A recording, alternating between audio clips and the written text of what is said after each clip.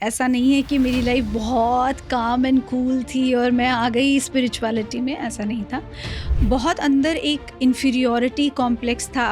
Actually कर्म का जो एक सिद्धांत है समझ नहीं आता था कि क्या किया यार तुमने जिसकी वजह से तुम ये सब देख रहे हो। ये तो अब जाके थोड़े से पन्ने खुल रहे हैं, लेयर्स फील हो रही हैं तो समझ में आ रहा है। पत्री जी के साथ बैठ के उन्होंने इतना कुछ सिखाया है तो समझ में आया। मैंने बहुत बारी सुसाइड अटेम्प्ट भी किया। आज की डेट में अगर मैं अपने आप को देखती हूँ तो ऐसा लगता है कि भाई तूने क्या किया था। बट वही है सोल प्लान, जब आपका वो नहीं है तो सोल प्लान जब है ही नहीं आपका सुसाइड करना, तो आप करने के लिए जा कैसे सकते हो। जैसे मुझे डिफ्रेंशिएट करने में टाइम लगा था एंजल्स को, कि क्या ये एक्चुअली एंजल्स है या मेरे माइंड का फैब्रिकेशन है। आज मुझे 14 साल हो गए हैं। आज अगर आप मुझसे पूछते हैं कि इस एंजल की आवाज़ कैसी है, ये कैसे काम करते हैं, तो मैं आपको आज डिस्टिंक्टली बता सकती हूँ। नमस्कार दोस्तों, आप सभी का हार्दिक स्वागत है हमारे इस शो में जिसका नाम है मेरी कलम। दोस्तों, आज जो हम किताब लेने जा रहे हैं उसका नाम है द अवेकनिंग। इसकी ऑथर है शाहरुख साहनी, जो एक पास्ट लाइफ रिग्रेशनिस्ट और एंजल रीडर हैं। आइए बातचीत करते हैं शाहरुख से और जानते हैं इस किताब के बारे में, उनके जीवन के बारे में, पत्री जी से उनकी मुलाकात के बारे में।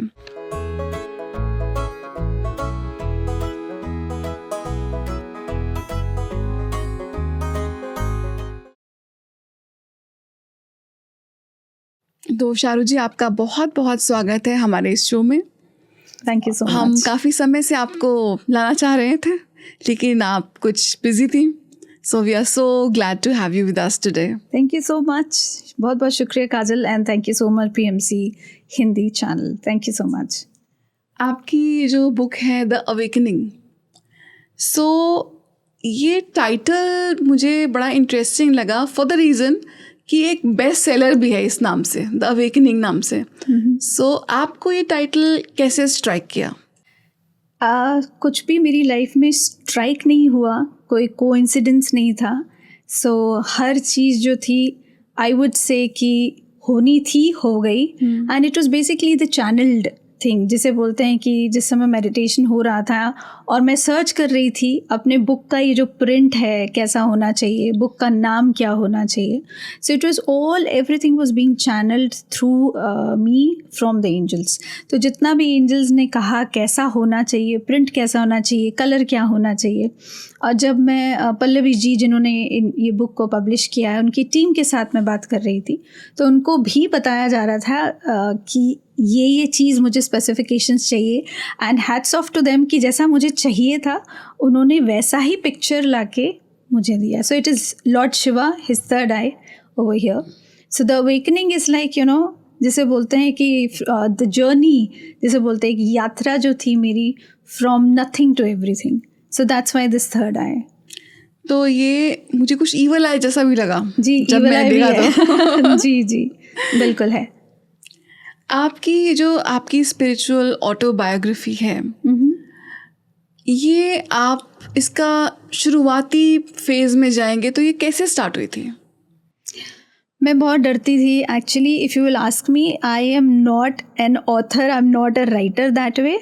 अगर आप पूछेंगे कि भैया ये कैसे शुरू हुआ, तो बहुत डर के साथ शुरू हुआ था। बिकॉज़ जब एंजल्स ने मुझे ये डायरेक्टिव दिया कि मुझे कुछ चीज़ें अपनी अब पहुंचानी है, और पत्री जी हमेशा जब भी उनसे मैं मिलती थी तो हमेशा वो मुझे यही बोलते थे, कब आ रही है किताब, कब आ रही है, कब लिख रहे हो मैडम, कब।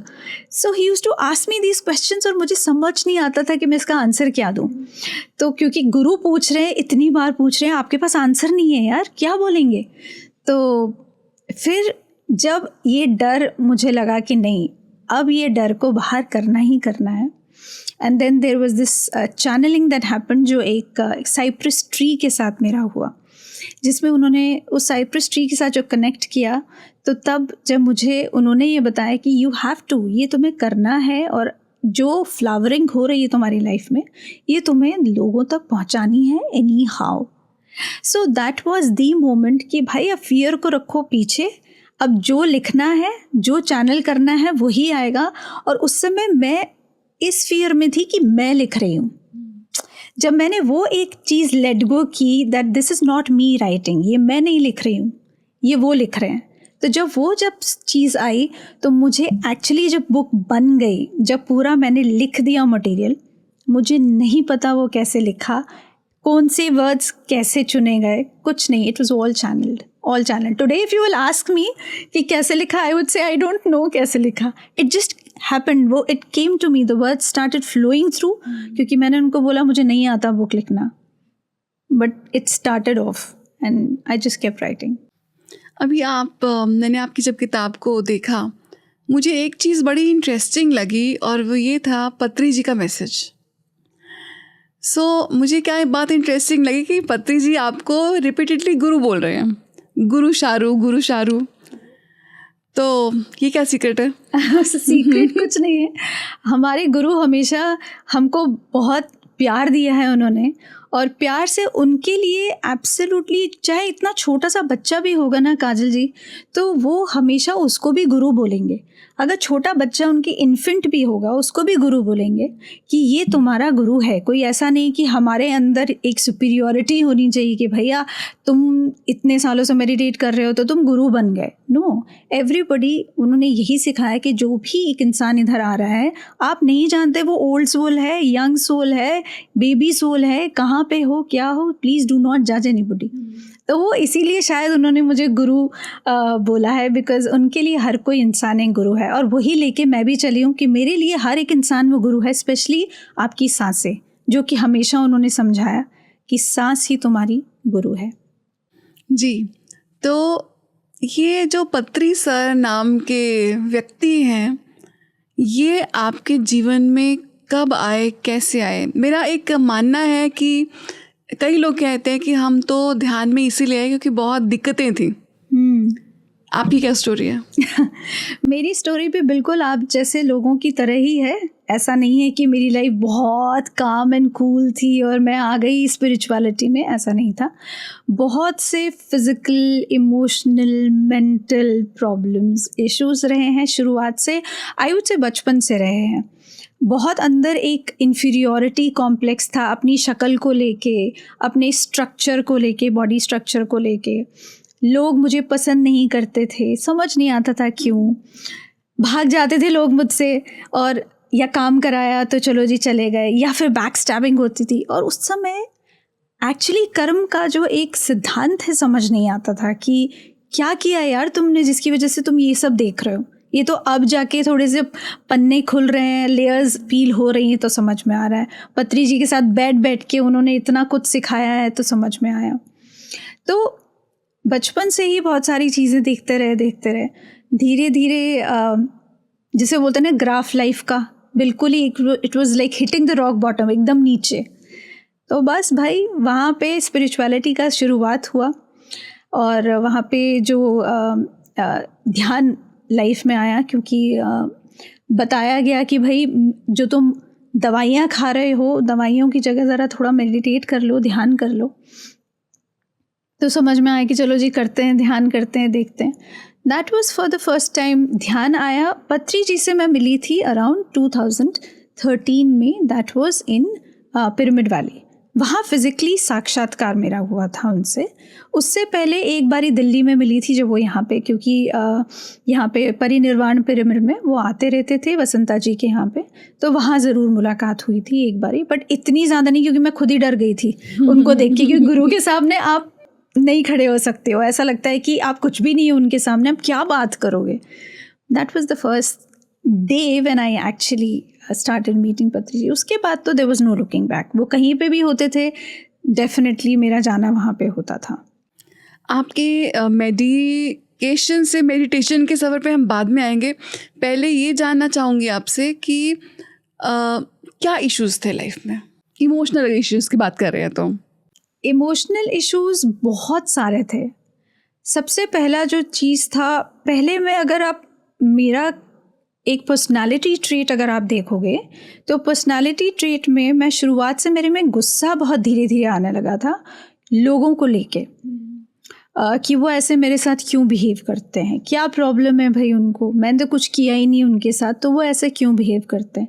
धीरे धीरे करके घर में भी जो घर के हालात थे, जो कि एक जॉइंट फैमिली में बहुत सी चीज़ें होती हैं जिसका हम लोग बहुत ज़्यादा डिस्कस नहीं कर सकते, बहुत सी चीज़ें हैं, तो उसमें आप देखते हैं कि आपके साथ कितना कंपैरिजन हो रहा है, कितना आपको इन्फीरियर समझा जा रहा है as compare to other people जो आपके इर्द गिर्द हैं। उससे धीरे धीरे इन्फीरियॉरिटी बढ़ने लगी। स्कूल में वहाँ पे चाहे मैं पढ़ाई में बहुत ज़्यादा अच्छी थी, बट वहाँ पे दोस्त नहीं थे, लोनलीनेस बहुत ज़्यादा थी, इमोशनल डिप्रेशन जिसे बोलते हैं वो धीरे धीरे सीप इन करता गया, and it actually hit the rock bottom when I got married. I think ये जितना भी सारा सब कुछ था वो एकदम से वो सैलाब बन के after the marriage it started actually amplifying, बहुत मल्टीप्लाई होता चला गया वो। सो डिप्रेशन कह लो, एंग्जाइटी कह लो, पैनिक कह लो, ये सब चीज़ें जिसे बोलते ना कि अपनी लाइफ में मैं ला चुकी हूँ उनको। सो इमोशनली कुछ भी था, सब कुछ ही बहुत ही ख़राब था उस समय। क्या आपने कभी सुसाइडल फील किया? यस, मैंने बहुत बारी सुसाइड अटेम्प्ट भी किया, बट आप वही कह सकते हैं कि आज की डेट में अगर मैं अपने आप को देखती हूँ तो ऐसा लगता है कि भाई तूने क्या किया था। बट वही है, सोल प्लान जब आपका वो नहीं है तो एक्टिवेट नहीं हुआ तब एग्जैक्टली तब तक तो सोल प्लान जब है ही नहीं आपका सुसाइड करना, तो आप सोल प्लान करने के लिए जा कैसे सकते हो। तो उस समय एकदम से जब ये मेडिटेशन, उसी दौरान जब ये सुसाइडल टेंडेंसीज थी, करने की कोशिश भी कर रही थी, अटेम्प्ट्स भी हुए थे, उसके बाद जब ध्यान आया तो अक्ल आई कि क्योंकि पत्री जी के अभी वो शब्द अभी भी मुझे याद हैं, जब पत्री जी ने कटक में वहाँ पे भुवनेश्वर में प्रोग्राम कर रहे थे और मैं उनके पैरों के वहाँ पे बैठी थी, अचानक से इन द एंटायर मीटिंग इतने सारे लोग थे, उन्होंने मुझे देखा जबकि उनके साथ मेरी कोई बात नहीं हो रही थी। उन्होंने मुझे देखा और उन्होंने बोला हाँ सुसाइड करना है, हाँ करो, बिल्कुल करो, करना भी चाहिए। And then he looked at me, just gave me one glimpse एक बार, and then he looked at people, और मुझे पता चल गया था कि सर मुझे ही बोल रहे हैं और किसी के लिए जानते हैं सर, सब जानते हैं। तो पत्री सर की बात हो रही है शारू जी, तो अभी सर ने 2 साल पहले अपनी बॉडी वेकेट करी, तो सब लोगों को लगा कि अरे बेचारे कितने बीमार हो गए। काफ़ी लोगों ने ये सवाल किए कि अरे सर बीमार हैं, इतने बीमार हो गए, कितने कमज़ोर हो गए। तो क्या वो वही थे जो वो दिखते थे? देखिए, जब हम पत्री जी की बात करेंगे, उनका लास्ट वाला 1 महीना या 1.5 महीना जब हम बात करेंगे, तो उस समय जिस तरीके के वो हालात थे, पत्री जी की बॉडी जो आपको दिख रही थी, दैट वाज, क्योंकि हम फिजिकल बॉडी में हैं, एक भौतिक शरीर में हैं, तो वो ख़राब हो रही है डजेंट मीन कि उनकी आत्मा भी गल रही है या कुछ ऐसा हो रहा है। It was getting more strengthened also, जो उनकी आत्मा है वो अलग है उनसे और पर्सनैलिटी अलग है। एंड ही वॉज ट्रैवलिंग, उनका एस्ट्रल ट्रैवल बहुत हो रहा था। I am not talking about the physical travel, और most of the time he was astrally travelling, and जितना भी वो काम करना चाहते थे वो लास्ट जो जितने भी महीने थे उसमें वो कर रहे थे। So why I am saying is, क्योंकि उससे पहले उनकी जब उन्होंने अपना शरीर त्यागा, तो उससे पहले जब समाधि लेने से कुछ टाइम पहले मैं उनके पास जब गई थी अपने किताब को लेके, और उसका पूरा उनको मैन्यूस्क्रिप्ट दिखाया था, क्योंकि उनके बगैर तो आगे बुक बढ़नी नहीं थी, और उनको सिग्नेचर मुझे चाहिए थे उनके कि भाई उन्होंने, आप मानेंगे it was a miracle. Everybody said कि मैं वहाँ 9 बजे तक रात को वहाँ पे सर के कमरे में वहाँ पे उधर बैठी थी, वो अपने रूम में लेटे हुए थे। पीपल डिस्करेज्ड मी, सब लोगों ने बोला कि आप चले जाइए, मैन्यूस्क्रिप्ट छोड़ दीजिए, जब अगर सर पढ़ना चाहेंगे या उनको लगेगा वो पढ़ सकते हैं तभी होगा, नहीं तो नहीं होगा। And angel said you have to sit there anyhow, उठोगे नहीं जब तक सर से मिलोगे नहीं। That was the one instruction I got. मैंने कहा मैं ध्यान कर लूँगी यहाँ पे बैठ के, लेकिन जाऊँगी नहीं जब तक सर नहीं आएंगे। सब ने बोला मुझे सर अब नहीं आएंगे, 9 बज चुके हैं, सर नहीं आएंगे। At exactly 9 o'clock, he came out, he looked at me, देखा उन्होंने मुझे, और देखने के बाद उन्होंने बोला हाँ मैडम क्या हुआ, तो मैं कहा सर किताब मैन्यूस्क्रिप्ट है। And people were not expecting, I had so many people around, मेरे पास बहुत से लोग थे, उनको नहीं लगा कहीं से भी कि सर पूरी किताब विद इन 1.5 to 2 hours वो पढ़ लेंगे। पूरा उन्होंने मैन्यूस्क्रिप्ट पूरा पढ़ा, पूरा देखा उसमें क्या है, फिर किताब के लिए उन्होंने मैसेज के लिए पेन मांगा मुझसे, and then he wrote the message on his own. So that was a miracle. So Patri ji he is like that. आप उनको दिल से आप बुलाते हो, दिल से उनके साथ कनेक्ट करते हो, ऐसा हो ही नहीं सकता है कि वो वहाँ पे आके आपको वो एक मिराकुलस प्रेजेंस ना दें। सो yeah, so Patri ji has never gone for me, वो कभी गए ही नहीं। Patri ji is still there with me always, his energy signatures are going to be there with me. तो वो सिंपल सा कुर्ता पजामा पहने हुए खाना बनाते हुए गुरु, जो कि वो कभी कभी तो गुरु लगते भी नहीं थे। पहली बार मैंने उनसे को देखा तो मुझे वो लगा ही नहीं था कि वो गुरु हैं। तो क्या वो वही थे जो वो दिखते थे? वो उससे बहुत ज़्यादा थे, और मैं ये बोलूँगी कि उनके अंदर इतनी ज़्यादा एक ऊर्जा थी, जो जिनके अंदर इतनी कैपेबिलिटी थी कि लाखों लोगों को वो चेंज कर सकते थे अपनी एक प्रेजेंस से। तो जब एक बारी क्या हुआ, आपको बताती हूँ एक किस्सा, कि हम लोग कोविड के टाइम पे जब बहुत ज़्यादा पत्री जी ने सेशंस लेने शुरू किए थे, तब वहाँ पे एक सेशन हुआ जिसमें मुझे एक वॉक इन का जो एक जिसे बोलते हैं ना एक कॉन्सेप्ट समझ नहीं आता था, और मैं चाहती थी कि मुझे पत्री जी ये बताएं कि weather he is a walk in और नॉट। तो मैंने उनसे पूछा कि आप क्या वॉक इन हैं। एक मिनट चारू जी, आपसे पूछूंगी कि वॉक इन क्या होता है?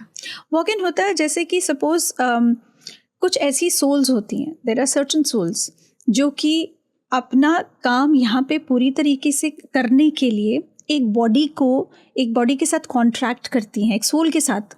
जैसे सपोज मैं हूँ, ठीक है, और मुझे अपनी बॉडी को त्यागना है, तो वो मेरी सोल के साथ आके कॉन्ट्रैक्ट करेंगे, जो एक हायर बीइंग्स होंगे, जिनको यहाँ पे एक बहुत अच्छा और बहुत बड़ा काम करना है, जिससे लोगों की वाइब्रेशंस ऊपर होंगी, फ्रीक्वेंसीज ऊपर होंगी। तो वो जो सोल्स होती हैं वो कॉन्ट्रैक्ट करती हैं। अब उसमें क्या होता है, जब आपने कॉन्ट्रैक्ट कर लिया तो जो आपकी एग्जिस्टिंग सोल है, एक पर्टिकुलर टाइम पे एक ड्यूरेशन होती है, उस फ्रीक्वेंसी से बाहर निकल जाती है, और फिर वो जो सोल है, जो हायर बीइंग्स हैं, वो उनकी बॉडी में आ जाते हैं।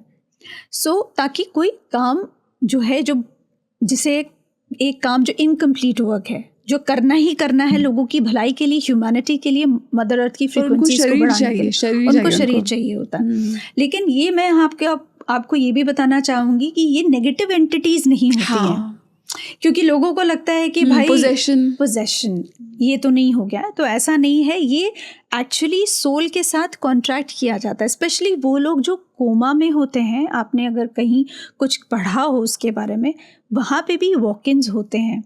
सपोज वो इंसान बहुत ज़्यादा थका हुआ है, परेशान है, बट उनका फिजिकल बॉडी ठीक ठाक है, बिल्कुल ठीक ठाक है, उसमें कोई दिक्कत नहीं है, तो वो जो सोल है, जो एक हायर बीइंग की सोल है, वो उस बॉडी को ले लेती है with complete permission of the existing soul. उसी तरीके से पत्री जी का भी था, वॉक इन थे वो, और इसी वजह से पत्री जी ने कहा कि जब वो उनका वॉक इन हुआ तो उनके रिलेशनशिप्स बिल्कुल चेंज हो गए, उनका वर्ल्ड चेंज हो गया, बिकॉज उनका सांसारिक जीवन बहुत इम्पैक्टेड था। अगर आप स्वर्णमाला मैम के बारे में भी बात करते हैं तो उनके बारे में भी आपको पता चलेगा, वो भी बताएंगे कि कितनी स्ट्रगल उनकी मैरिड लाइफ में हुई है, कितनी परेशानियां जो है उनके और उनके बच्चों ने उस दौरान देखी, जब सर ने कम्प्लीटली स्पिरिचुअलिटी को लेके अपना काम शुरू कर दिया था। पैसा नहीं होता था उनके पास, बट वो गांव-गांव में जाते थे ध्यान को सिखाने के लिए, चाहे वो नंगे पैर जा रहे हैं, चाहे चप्पल पहन के जा रहे हैं, खाना खा रहे हैं, नहीं खा रहे हैं, बट एक धुन सवार थी कि ध्यान का प्रचार करना है और वेजिटेरियनिज्म जो है लोगों तक पहुंचाना है।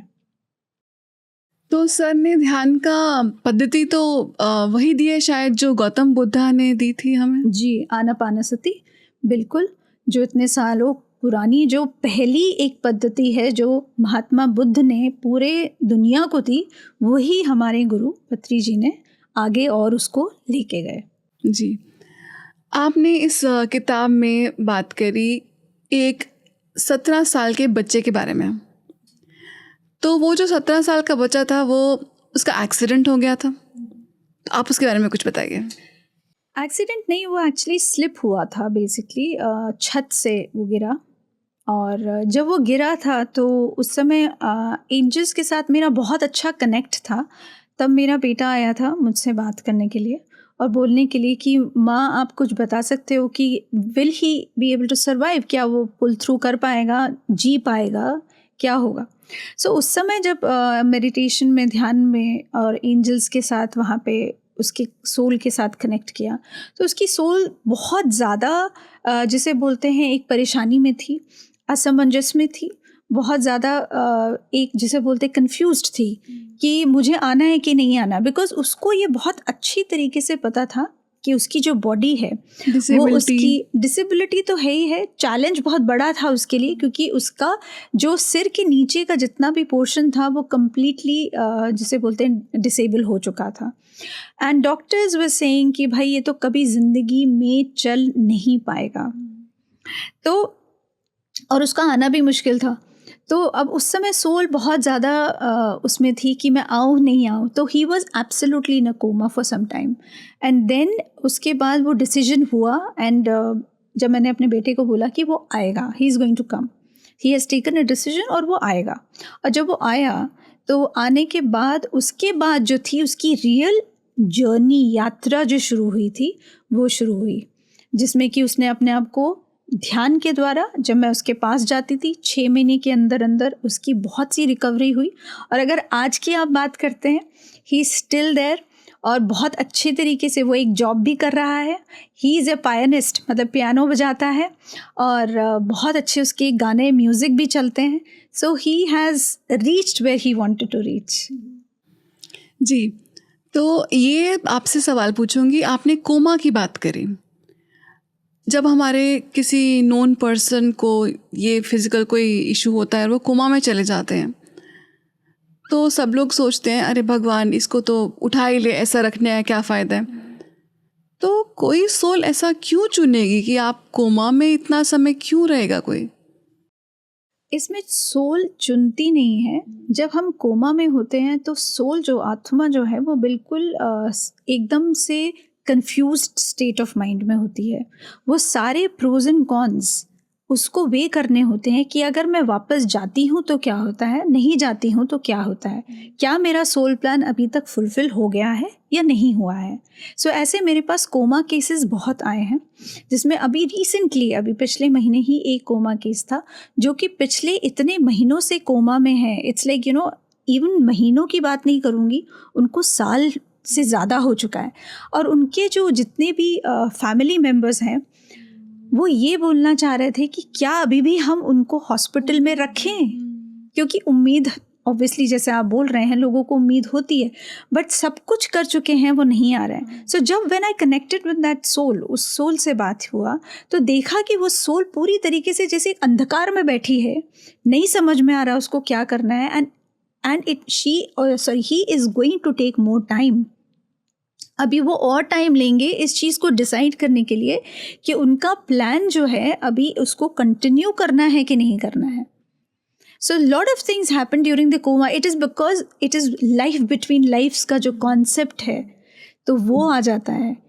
जैसे कि आपने अगर अनीता मूरजानी, अगर आप उनके बारे में सुना है तो अगर उनकी किताब नहीं पढ़ी तो पढ़ें, उसमें लाइफ बिटवीन लाइफ्स का पूरा उसमें ब्यौरा है कि किस तरीके से उन्होंने डिसाइड किया कि नहीं, मुझे वापस आके अपने कैंसर को ठीक करना है। सो it is similarly with all the people जो कोमा में जाते हैं। तो माने जो सोल है वो डिसाइड कर रही होती है इस पीरियड में, कोई मतलब कब तक उम्मीद का दामन थाम के रखे? मैं एक फैमिली के पर्सपेक्टिव से आपसे पूछूंगी। देखिए, उसमें आई am not the right person, because उसमें डॉक्टर्स का बहुत बड़ा हाथ होता है, फैमिली किस तरीके से है, क्या है उनका फाइनेंशियल स्टेटस, क्या है, किस तरीके से है। क्योंकि यहाँ पे हम लोग यूथनेशिया की बात नहीं कर सकते और ना ही हम किसी और चीज़ की बात कर सकते हैं। यहाँ हमको वेट करना ही पड़ेगा, चाहे आप उनको घर में ले जाके वहाँ पे मेडिकल ट्रीटमेंट या जो भी थोड़ा बहुत उनकी जो सर्वाइवल के लिए हम कर सकते हैं, ताकि अगर वो डिसाइड करते हैं वापस आना, तो एटलीस्ट देयर बॉडी कुछ तो हो उनको स्टेबलाइज करने के लिए. So that is something which we can do. तो शारू, आप ये बताइए कि जैसे आप डिपार्टेड सोल से कम्युनिकेट करती हैं, या जो भी सोल लिम्बो में भी है, डिसाइड कर रही है अभी, आप उससे कम्युनिकेट करती हैं, क्या सभी कर सकते हैं? देखिए, मैं जज किसी को भी नहीं करूँगी, बट इसमें बहुत ज़्यादा साधना लगती है. बिकॉज देखिए, सबसे पहली चीज़ है, आपको ये समझना ज़रूरी है कि जो आपके पास जो सोल आ रही है उसकी एनर्जी कैसी है. तो कभी कभी हम किसी और रेल्म में, किसी और डायमेंशन में चले जाते हैं और हम समझ नहीं पाते हैं whether that is a good entity और नॉट. नेगेटिव एंटिटी तो नहीं है. तो उसके लिए प्रैक्टिस ज़रूर चाहिए होती है, बिकॉज यहाँ पे बहुत सी ऐसी सोल्स होती हैं जो ट्रैप्ड भी होती हैं, अपनी खुद की जो थिंकिंग या थॉट प्रोसेस की वजह से ट्रैप्ड होती हैं और उनको रिलीज़ चाहिए होता है. तो कभी कभी ऐसा होता है कि हाँ, आप उस तरफ ना चले जाएं, इसलिए इसके लिए बहुत ज़्यादा ज़रूरी है साधना, अपना ऑरा को इतना स्ट्रेंथन करना. और दूसरा, क्योंकि मैं एंजल्स के साथ बहुत ज़्यादा काम करती हूँ, तो एंजल्स की एक प्रोटेक्शन रहती है और डिवाइन एनर्जीज़ की प्रोटेक्शन रहती है, क्योंकि लॉर्ड शिवा की कॉन्शियसनेस और लॉर्ड हनुमान की कॉन्शियसनेस बहुत ज़्यादा साथ रहती है मेरे. तो उससे एक प्रोटेक्शन मिलती है. जब आप प्रोटेक्टेड होते हो, उसके बाद आप एक अच्छे इंटेंशन से कुछ करते हो, तब कर सकते हो. But I would not suggest कि कोई भी इंसान एकदम से बैठ के करने लगे, क्योंकि बहुत से लोग मेरे पास आते हैं, फ़ोन करते हैं और बोलते हैं कि प्लीज़ हमें एक बार कनेक्ट करवा दीजिए. तो मैं कनेक्ट नहीं करवा सकती. What I do is I am also, I would not से कि मैं मीडियम हूँ, बट मैं एक डिलीवरर हूँ, एक मैसेंजर हूँ. कि अगर सोल को कुछ तकलीफ़ है या कुछ वो कह रहे हैं या कुछ मैसेज देना चाहते हैं अपने पेरेंट्स को या अपने लव्ड वंस को, वो वहाँ से वहाँ तक पहुँचा देती हूँ. But again Kajal, it is not something जो एक ब्लैक एंड वाइट है. ऐसा नहीं होता है ये पूरा जो जितना भी फील्ड है. Because you have to wait for the soul. आपको आत्मा की वेट करनी है कि वो कब कनेक्ट करना चाहते हैं आपके साथ. ऐसा नहीं होता कि आप बैठ गए, आपने उनके साथ कनेक्ट कर लिया और हो गया काम. नहीं, समटाइम्स इट हैज़ हैपेंड कि देयर वाज दिस केस जहाँ पे एक बच्चे ने सुसाइड किया था. That was, he was just 17 years old. और जब मैं उनके साथ कनेक्ट करने लगी तो उन्होंने कम्प्लीटली मुझे ब्लॉक कर दिया था. So it was all dark and I knew कि वो मुझसे बात नहीं करना चाहते हैं अभी. सो उसके बाद आफ्टर 10-15 days जब मैं ध्यान कर रही थी, तो वो खुद उन्होंने मुझे इन्वाइट किया and he wanted to speak to me. So there was this feeling that yeah I have to connect. तो आपको बहुत पेशेंटली ये हैंडल करना होता है, because it's the free will of the soul. आत्मा की फ्री विल है ये. आप एकदम से बैठ के शुरू नहीं हो सकते हो. और मैं यहाँ पे किसी को रिलीज़ कराने नहीं बैठी हूँ या अपने अंदर पोजेशन नहीं कराने बैठी हूँ. It is just a message delivery, और वो भी तब अगर आत्मा करना चाहे तो, इफ़ शी और ही परमिट्स, अदरवाइज नहीं. आपसे ये सवाल मैंने इसलिए पूछा क्योंकि कई लोग नए नए ध्यान में आते हैं, मुझे नहीं पता, वो इमेजिन करने लग जाते हैं या सच में किसी का कनेक्शन भी हो जाता है. Should they take this risk? देखिए, अपने लव्ड वन से जब भी हम कनेक्ट करते हैं तो हमारा माइंड ज़रूर बीच में आता है. क्योंकि हम कुछ चीज़ें बहुत फैब्रिकेट भी कर लेते हैं, क्योंकि हम ध्यान में हैं. हम बहुत सारे लोगों के पॉडकास्ट और बहुत सारे लोगों के प्रोग्राम्स सुन रहे हैं, उसकी वजह से हम एब्जॉर्ब करते जा रहे हैं सारी चीज़ें. तो हमको ये लगता है वो कर सकते तो हम भी कर सकते हैं. सो हम बैठते हैं, हमारा माइंड हमको प्रॉम्प्ट करता है और हम ये वही देखते हैं जो देखना चाहते हैं. इट्स द सेम थिंग कि उसने किया तो मैं भी कर रहा हूँ और मैं देख रहा हूँ या देख रही हूँ. And we feel that it's a reality, but actually sometimes it happens ये परसेप्शन है रियलिटी का, रियलिटी नहीं होता है. तो उस चीज़ को डिफ्रेंशिएट करने में टाइम लगता है. जैसे मुझे डिफ्रेंशिएट करने में टाइम लगा था एंजल्स को, कि क्या ये एक्चुअली एंजल्स है या मेरे माइंड का फैब्रिकेशन है या प्रोजेक्शन है, या एक्चुअली मैं एंजल्स से बात कर रही हूँ या मैं दिमाग से मैं अपने आप ही बना रही हूँ. या सो उसको बनाने में आज मुझे 14 साल हो गए हैं. आज अगर आप मुझसे पूछते हैं कि इस एंजल की आवाज़ कैसी है, इनकी कैसी है, ये कैसे काम करते हैं, तो मैं आपको आज डिस्टिंक्टली बता सकती हूँ after a practice of Sadhana of 14 years. ये मेरे मन में ये सवाल उठा था जब आपने कहीं लॉर्ड शिवा का मेंशन किया कि आपको कैसे पता कि वो लॉर्ड शिवा है, क्या वो अपने जो टीवी वाले रूप में आते हैं आपके सामने विद सांप एंड जटाएं एंड स्मॉल क्लोथ्स? ओके नहीं, वो ऐसे मेरे पास नहीं आते हैं। सी, जब हम कॉन्शियसनेस की बात करते हैं, देयर एनर्जी, यस, बिल्कुल एब्सोल्यूट एनर्जी है। और डिवाइन एनर्जीज भी चूज़ करती हैं आपको कि किन के पास किस टाइम पे आना है, वेदर दे आर रिक्वायर्ड और नॉट। तो शिवा कॉन्शियस के साथ मेरा एक लव वाइब्रेशन, जिसे एक बोलते हैं ना कनेक्शन है, शुरू से बचपन से ही है मेरा, तो वो वहाँ पे है। लेकिन मैं ये नहीं बोलूँगी कि हमेशा वो हमेशा ही साथ रहेंगे। जब कृष्णा कॉन्शियसनेस की ज़रूरत होती है तो वो होते हैं, हनुमान कॉन्शियसनेस की ज़रूरत होती है तो वो होते हैं, एंजल कॉन्शियसनेस की होती है तो वो होते हैं। अब सपोज जिस समय शिवा कॉन्शियसनेस का मेरे साथ बहुत ज़्यादा एक कनेक्शन था, it was the time when I wanted strength and करेज। जिस समय मेरे अंदर इमोशनल अपहीवल बहुत ज़्यादा था एंड मुझे डिस्ट्रॉय करनी थी बहुत सी चीज़ें। एंड शिवजी क्या है? Destroyer of all these things, negativities. तो उस समय वो थे और वो आए। उसी तरीके से जब माँ को मैं बुलाती हूँ, माँ तभी आती है जब मेरा एक फेमिनिटी में जो एक इम्बैलेंस हो रहा है, या मेरा एक फेमिनिन साइड जो है, जैसे यिन बोलते हैं, कंपैशन जो है या फॉरगिवनेस जो है, वो कहीं it's going for a toss. तो माँ तब आती है जब उनको मुझे प्यार करना है, कंपैशन देना है, सिखाना है कैसे फॉरगिव कर सकते हो किसी इंसान को, किसी इंसान ने बुरा किया है तो कैसे कर सकते हो। And plus when I need lot of strength and courage, then she comes. So it is like ये नहीं है कि हाँ आपने बोल दिया कि भैया शिवजी के साथ मैं हूँ तो पूरा टाइम शिवजी के साथ हूँ। मेरे साथ ऐसा नहीं है। I don't know about other people, I am talking about my self, my experience. मेरे हर स्टेज पे, हर फेज पे डिफरेंट डिवाइन एनर्जीज़ का कनेक्शन मेरे साथ हुआ है। और जैसे अभी मैं PMC गुजरात पे कर्म का सार कर रही हूँ, that is absolute out and out a channelled programme जो कि कृष्णा कॉन्शियसनेस के थ्रू मुझे आया है एंड वो मैं लोगों तक पहुँचा रही हूँ। तो इस समय मेरा कनेक्शन कहाँ है? कृष्णा कॉन्शियसनेस के साथ, और बहुत ही ज़्यादा प्रगाढ़ है। सो it is like that, it keeps changing, it keeps happening.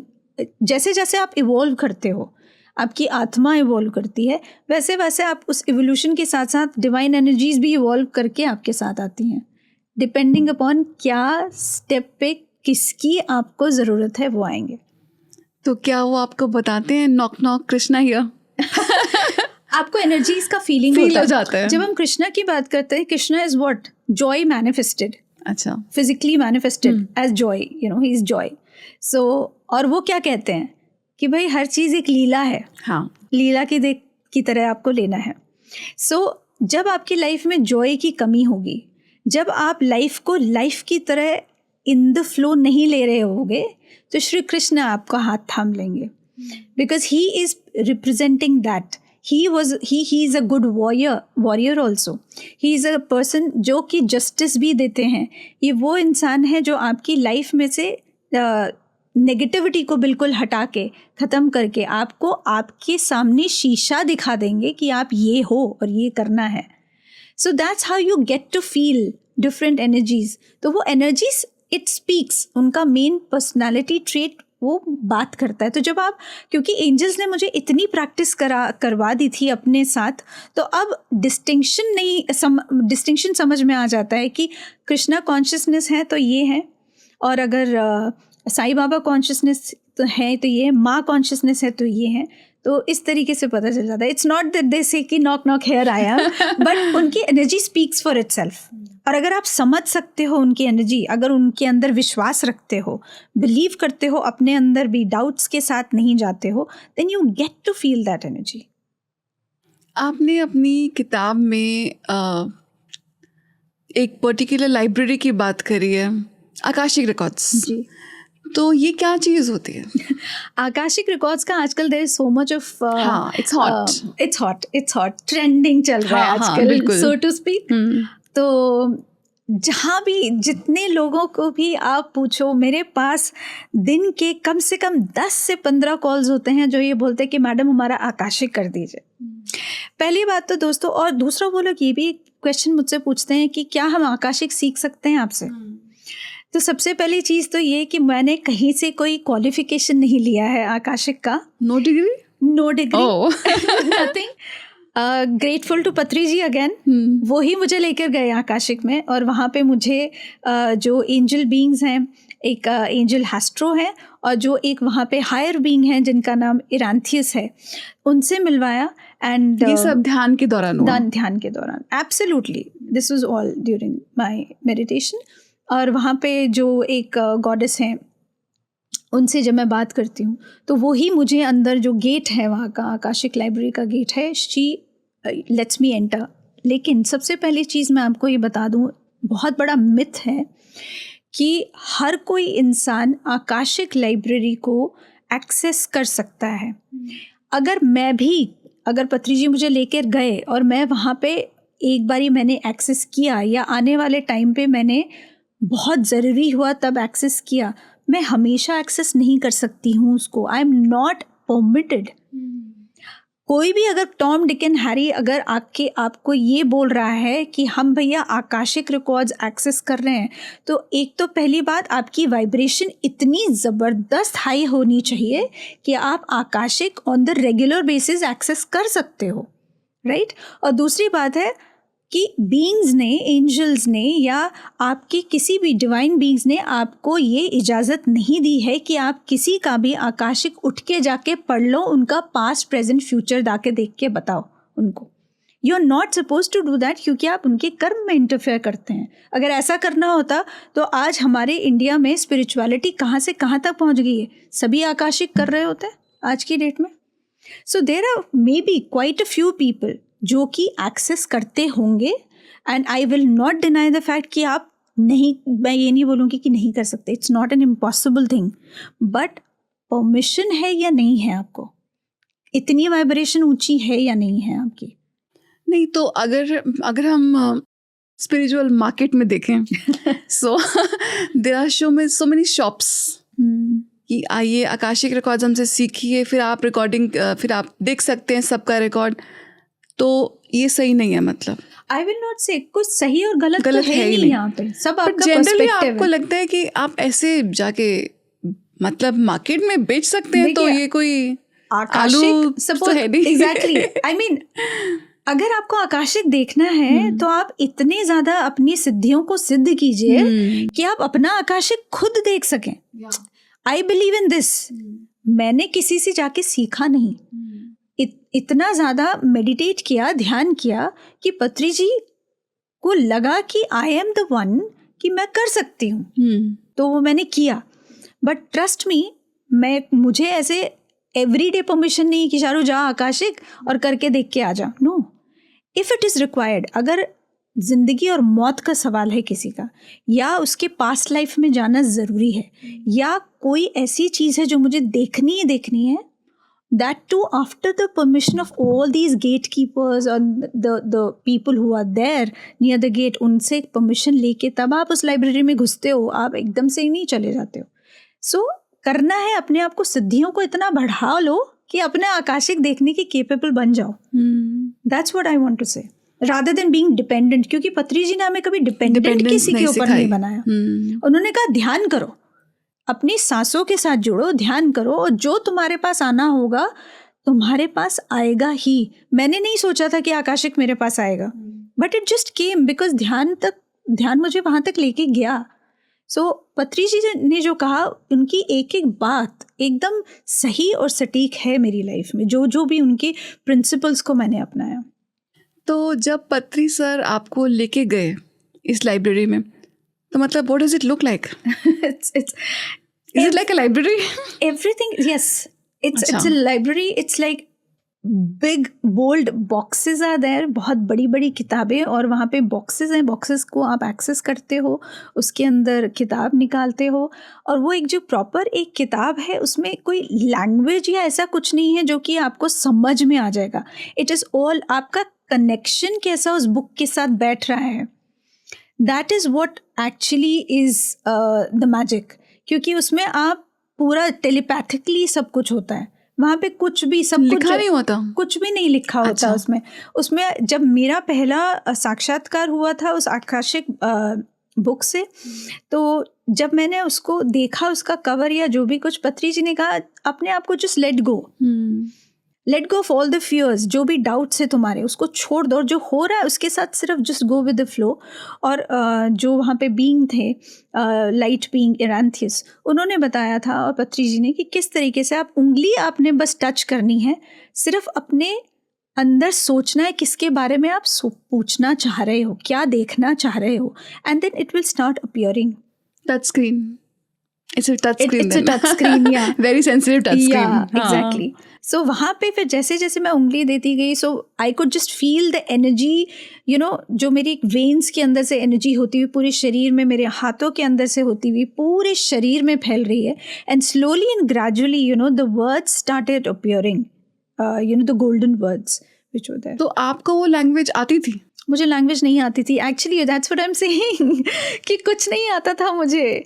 माने कि इंग्लिश में होता है, हिंदी में होता है, संस्कृत में होता है? नहीं होता, वो लैंग्वेज ही बिल्कुल अलग है। वो लैंग्वेज, मैंने कहा ना, वहाँ पे वो लैंग्वेज जो है, इट इज़ नॉट समथिंग जो कभी मैं डिसाइफर भी कर पाऊँ अपनी ज़िंदगी में। बट वहाँ पे जब उस आप स्थिति में, एक स्टेट में होते हो, तब आप, जैसे पत्री जी ने कहा, जस्ट पुट योर फिंगर, अपनी उंगली रखो, अपना ध्यान रखो, इंटेंशन रखो, और उसके बाद उस होने दो जो हो रहा है। And when this light started getting inside of me, that was the time जब वो मुझे सामने अक्षर एक्चुअली दिखाई देने लगे और समझ में आया। और वो अक्षर वैसे अक्षर नहीं है जैसे हम आ ई ई पढ़ते हैं या ABCD पढ़ते हैं या कोई लैंग्वेज का पढ़ते हैं। It was a completely indecipherable language, लेकिन मुझे समझ आया। Exactly, right, because I was in that state. क्या मैसेज था वो? उसमें तो मुझे सिर्फ किताब ही दिखाया गया था। It was not something about anybody, क्योंकि दैट वॉज माई, वो एक जिसे बोलते एक पहला स्टिंग था मेरे लिए कि मुझे आकाशिक। अब अगर मुझसे आप पूछते हैं, अगर मुझे देखना होता है, so I take the permission and I go there with the angels, not without them. मैं उनके साथ जाती हूँ, लाइब्रेरी में बैठती हूँ, किताब निकालती हूँ, जिसका भी जो भी कुछ है, अगर जितना ज़रूरी है, जितना रिक्वायर्ड है, उतना ही मुझे दिखाई देगा, इससे ज़्यादा नहीं दिखाई देगा। जो मुझे देखना है मैं उतना ही देखूँगी। उसके बाद अचानक से मैं वहाँ से, वो कब किताब बंद हो जाती है, चली जाती है, मैं वापस आ जाती हूँ, नथिंग, वहाँ पे कुछ नहीं समझ में आता है। It is just you are going there, taking the information, coming back. तो ये तो वो लाइब्रेरी जिसमें हम, जो बच्चे बिल्कुल नहीं पढ़ते वो भी जाना चाहेंगे। बिल्कुल निकम्मे बच्चे भी जाना चाहेंगे। बिल्कुल, जाना तो सभी को चाहिए एक्चुअली, लेकिन यही है कि आप अगेन कितना ध्यान कर रहे हैं, कितना अपने ऊपर काम कितना कर रहे हैं। जब तक आप अपने अंदर काम नहीं करते हैं, you don't work on your self, which I worked thoroughly and I am still working, जैसे बोलते हैं ना, वर्क इन प्रोग्रेस हूँ मैं। सो till that time you will not be able to access anything. तो मुझे ये लगता है, rather than depending upon people, I would again say what Patri ji said, depend on your own breath. अपनी सांसों पे विश्वास रखो, ध्यान में जाओ और ध्यान में करो जो करना है। अपने आप को, अगर तुमने एस्ट्रली अपने आप को कुछ भी जाना है, कहीं भी जाना है, हमारी आत्मा इतनी केपेबल है हर कुछ चीज़ करने की। हमें दूसरे के ऊपर, क्योंकि थाली में सजा हुआ है, दूसरे से लेना है। तो हमको अच्छा लगता है कोई हमारी रीडिंग कर दे, कोई हमारी हीलिंग कर दे। बिल्कुल करना भी चाहिए, कोई दिक्कत नहीं है उसमें, दैट इज़ एब्सोल्युटली ओके। अगर आपको क्लैरिटी मिल रही है, जैसे मैं सेशंस लेती हूँ, I take clarity sessions also, I take past life sessions, I take heal my body sessions, मैं बहुत से सेशंस, इनर चाइल्ड सेशंस लेती हूँ। लेकिन सबसे पहले लोगों को अपने ऊपर एक, जिसे बोलते हैं, बिलीव करना सिखाती हूँ कि भाई अपने ऊपर पहले बिलीव कर लो ना।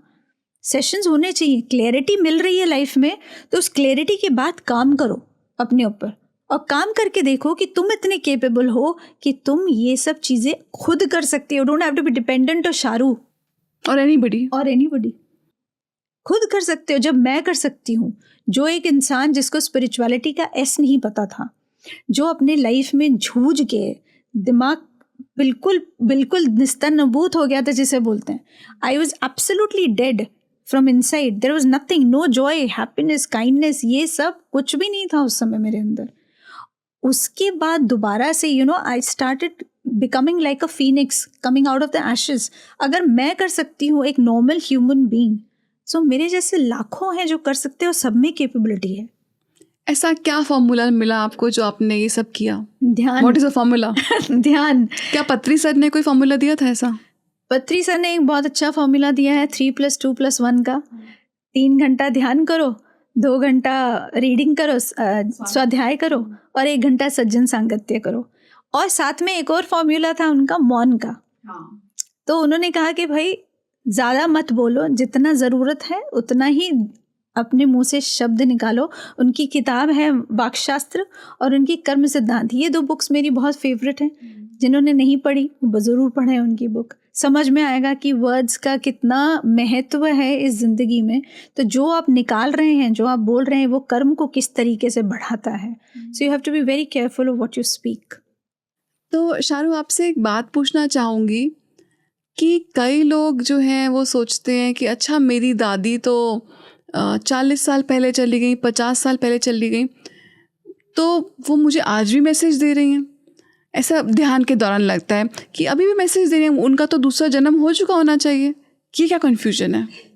तो जब हम री इनकारनेशन की बात करते हैं, पहले उसके बारे में थोड़ा सा समझ लेते हैं। हम जब री इनकारनेट करते हैं तो कुछ ऐसी सोल्स होती हैं जिन्होंने कोई कर्म नहीं बनाया होता, वो फटाफट से आ जाती, उस जन्म का कर्म नहीं बनाया होता। जैसे सपोज छोटे छोटे इन्फेंट्स होते हैं जो आए और 10 दिन के बाद चले गए या 15 दिन के बाद उन्होंने अपनी बॉडी छोड़ दी बिकॉज ऑफ सम रीजंस। तो उनका जन्म बहुत जल्दी होता है बिकॉज उनका कोई कर्म हुआ ही नहीं, जो उनका सोल प्लान था या कुछ ऐसा था या जो भी था, उसकी वजह से उन्होंने पूरा जन्म जिया ही नहीं या नहीं कर पाए बिकॉज ऑफ सर्टेन रीजंस, तो वो जल्दी आते हैं। कुछ ऐसे सोल्स होते हैं जो कि सिर्फ यहाँ पे सिखाने के लिए आते हैं। तो लेकिन उनको जैसे हमारे महात्मा गांधी जी हुए, गौतम बुद्ध हुए, या हमारे असेंडेड मास्टर महात्मा बाबा जी हुए, ये जितने भी असेंडेड मास्टर्स हैं या बड़े बड़े मास्टर्स, या पत्री जी को अगर आप ले लीजिए, तो उनको आने में टाइम लगता है। क्योंकि जन्म लेने में आपका मतलब है exactly, उनको जन्म लेने में दोबारा टाइम लगता है। वो ये नहीं कि at the spec of the moment of spur of the moment आ गए भैया, फटाफट यहाँ से निकले वहाँ से आ गए, क्योंकि वो इतनी शुद्ध आत्माएं होती हैं, उनको यहाँ पे आके सिखाना है। और वो सिखाने के लिए एनवायरनमेंट ऐसा चाहिए उनको जिसमें वो जन्म ले सकें, जिसमें वो दोबारा से वो एक ह्यूमैनिटी को ऊंचा करने के लिए करें। तो वो सारी जितनी सिचुएशंस हैं वो उस समय होनी चाहिए जब वो आ सके। तो उनको कभी कभी तो 1000 साल भी लग जाते हैं कि वो दोबारा से रीबर्थ नहीं लेते हैं। And the third ones are जो कि हम जैसे लोग हैं, गए, टाइम लगता है। ऐसा नहीं है कि आज मैंने फिजिकल बॉडी छोड़ी तो मैं आ गई फटाफट, ऐसा नहीं होता है। It takes time for us to reincarnate, क्योंकि हमारी प्री बर्थ कंसल्टेशन होती है एंजल्स के साथ, कुछ आई एम श्योर बिल्कुल होती है। जैसे डैड ने मुझे दिखाया, जब वो उनकी डेथ हुई थी तो सबसे पहले वो हीलिंग चेम्बर्स में थे, जो टेम्पल्स भी बोलते हैं, चेम्बर्स भी बोलते हैं। फिर वहाँ हीलिंग पॉड्स होते हैं जहाँ आप वहाँ पे अपने आप को हील करते हैं, क्योंकि अभी आप एक इनकारनेशन से आए हैं। आपका इनकारनेशन अगर अच्छा नहीं गया है और फिजिकल या इमोशनल इश्यूज रहे हैं तो वो आत्मा में इम्प्रिंट्स रहते हैं, तो उसको पहले हील करेंगे। हील करने के बाद फिर प्री बर्थ कंसल्टेशंस होंगी, वो भी तब जब सोल को चाहिए होगा कि हाँ अब मैं रेडी हूँ, तब तक वो काम करते रहेंगे। दूसरे जैसे मेरे नाना जी, तो उनकी जो डेथ हुई थी वो 35-40 ईयर्स पहले हुई थी, तो वो, लेकिन he was my spirit guide through out. और उसके बाद उन्होंने कोई अभी इस तरह से जन्म नहीं लिया टिल 2019 जब मेरे डैड की डेथ हुई। सो मेरे dad as a spirit guide चले गए, उन्होंने वो रोल अपना लिया, मेरे नाना जी ने वो रोल छोड़ दिया। And he then took birth after 35-40 years, जब उनको लगा नहीं अब मुझे जाना है, अब मुझे धरती पे अपना काम करना है। Right now my dad is still there, he hasn't taken birth, अभी उन्होंने कोई जन्म नहीं लिया है। अब वो अपना एक कॉन्ट्रीब्यूशन जो है वो कर रहे हैं, जितना भी करना है। तो जब तक उनका वो कॉन्ट्रीब्यूशन वहाँ ख़त्म नहीं होगा, सोल नहीं समझेगी कि हाँ भाई अब मेरे लिए सर्कमस्टेंसेस सही है, अब मुझे अपना कॉन्ट्रीब्यूशन देने के लिए आना है, तो आ जाएंगे। तो इस तरीके से तो नहीं, तो मतलब फिर लोगों को ये कैसे लगता है कि अरे ये तो मैं दादी से बात कर रहा हूँ, दादी तो अब तक जन्म ले चुकी होंगी, क्योंकि उनका एनर्जी सिग्नेचर या एनर्जी इम्प्रिंट रह जाता है वहाँ पे, ऊर्जा से बातचीत होती है मतलब। यस, तो हमेशा कोई भी सोल होगी वो अपना एनर्जी सिग्नेचर छोड़ के जाएगी वहाँ पे, ताकि हम एज यहाँ पे जो ह्यूमन बींग्स हैं वो उनकी मदद ले सकें जिस समय हमको ज़रूरत है, या जब भी उनको हमसे बात करना है। तो वो एनर्जी सिग्नेचर से आप बात करते हो, अब ऊर्जा से बात करते हो, आप उनकी फिजिकल बॉडी या फिजिकल अपीयरेंस या उनके किसी भी अपीयरेंस से बात नहीं करते, it is just the energy. तो तो एनर्जी सिग्नेचर्स तो सबके होते हैं, इम्प्रिंट्स होते ही हैं, इसलिए आप बात कर पाते हैं उनसे। जी शारू जी, जाते जाते आपसे मैसेज लेना चाहूँगी कि जिस भी हायर बींग से आप कनेक्टेड हैं, जो भी हायर बींग्स हैं आपको जो गाइड कर रहे हैं, तो हमारे चैनल के लिए मैसेज दीजिए, हमारे व्यूअर्स के लिए मैसेज दीजिए। देखिए चैनल के लिए तो हमेशा मैं एक ही चीज़ बोलती हूँ कि बिल्कुल ये आगे बढ़ रहे हैं।